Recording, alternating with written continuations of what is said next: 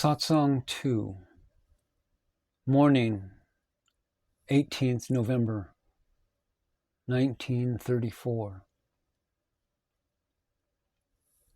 The fruit of the self is obtained through desirelessness. One who is steadfast means one who does not know separateness. To surrender means to give up ego and be humble. In the word sharana, shara means arrow, and na means no. The arrow is denoted by shara, which also means the unbending ego. Thus, one who is sharana, or who has surrendered, is one who has given up hardness and is devoid of ego. The company of the saints is very helpful for liberation. What is heaven? To be born in the company of wise beings is itself the attainment of heaven. Consider yourself lucky if your mind becomes fed up with worldly objects. The goddess of sensuality is very fond of the human sacrifice. The slave of the belly cannot have the glimpse of darshan, of God. Truly blessed is the one who is completely desireless.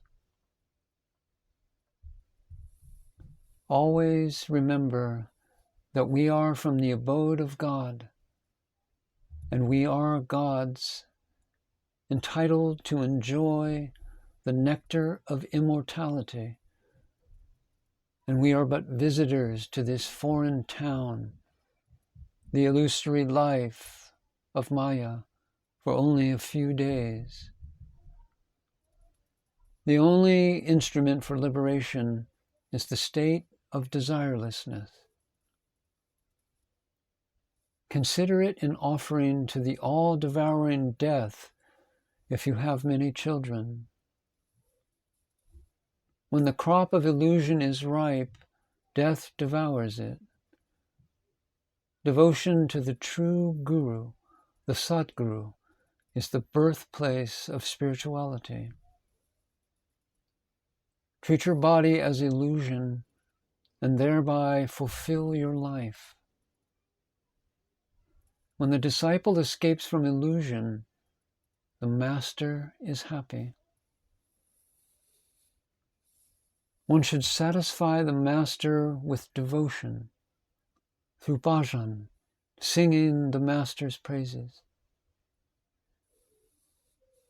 The man who has been illumined by the light of Brahman should be treated as great, even though he may be young or lowly caste. One who constantly craves after sense objects is immersed in those objects, and one who meditates on the self, Atman, becomes the self. Do not say, I will meditate on God later. I will do it sometime later. You should constantly meditate, contemplate, and let your mind dwell on the self with great love for the Atman. This is the sign of self-attainment. To have no liking for anything other than the self is the sign of self-attainment. Meditation on anything other than the self is bondage. Always meditate on the divine nature of yourself. All other things are unreal. Any other concentration except on the self, who is the Lord, is bondage.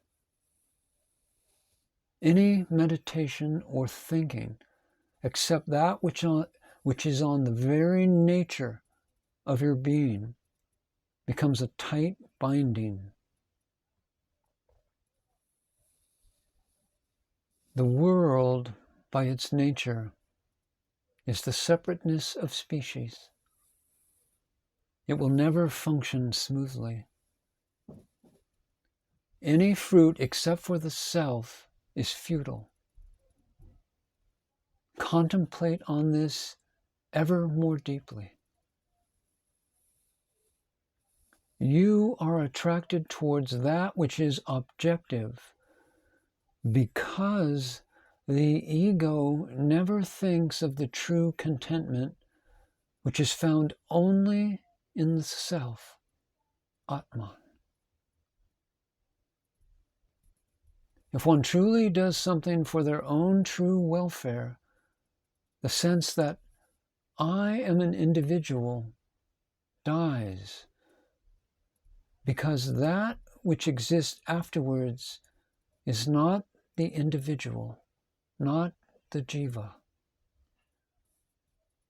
The individual turns towards sense objects, and in doing so turns towards sorrow. The objects that appear to be pleasant are really unpleasant. The objects that appear attractive are actually very destructive and give pain.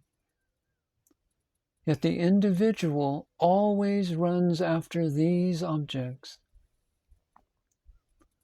One must therefore stop thinking about sense objects and turn to the path of devotion. One must conceive of oneself as a saint and a being who is ready to sacrifice.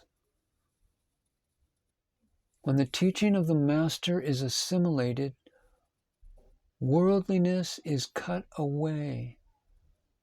And though such a one may be in the world, he is not a slave to the world. The sage Shuka said that one should not chase after sense objects, but should remain unattached.